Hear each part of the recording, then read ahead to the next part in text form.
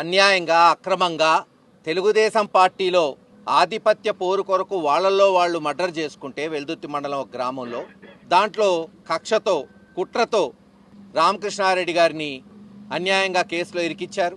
Court మరి ఆదేశాల మేరకు ఆయన సమయానికే లొంగిపోవటం, సుప్రీంకోర్టు ఆదేశాల మేరకు మరి ఈరోజు మేమందరం కూడా ఆయన్ని కలవటం జరిగింది. వస్తూ నేను అనుకున్నా అన్నదమ్ములు ఎక్కడన్నా మెత్తబడి ఉంటారేమో, బాధలో ఉంటారేమో అని. కానీ రామకృష్ణారెడ్డి గారి ధైర్యాన్ని చూస్తుంటే, అన్నదమ్ముల ధైర్యాన్ని, జగన్మోహన్ రెడ్డి గారు అంటే ఏంటో ఈరోజు అర్థమవుతుంది మాకు. మరోసారి అక్రమంగా కేసులు పెట్టారు, ఎదుర్కొందామన్నా. అన్యాయంగా జైల్లో పెట్టారు, సరే టైం వస్తుందన్నా.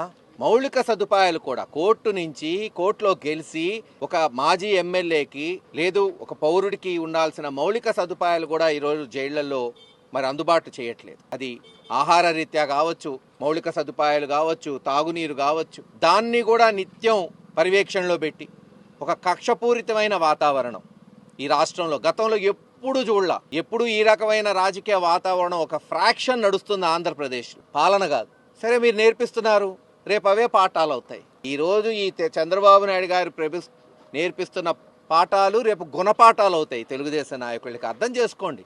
ఎవరికీ శాశ్వతం కాదు. మీరు చూశారు కదా, మీరేమో ఎల్లవల్ల మీరు గెలిచారా ఏంది. కానీ తప్పుడు సాంప్రదాయం, ఒక పార్టీలో చంపుకుంటే వేరే పార్టీ వాళ్ళని పెట్టడం.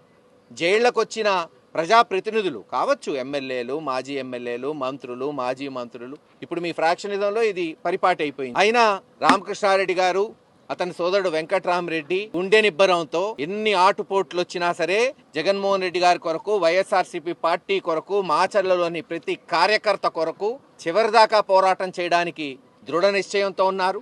తప్పకుండా త్వరలోనే ఆ దేవుడు దయ వల్ల హైకోర్టులో ధర్మం న్యాయం గెలుస్తుంది. వాళ్ళు బయటకు వస్తారు. పల్నాడులో మళ్ళీ వైఎస్ఆర్సీపీ జెండా రెపరెపలాడే వరకు మా అందరి పోరాటం కొనసాగుతుందని తెలియజేస్తున్నాం.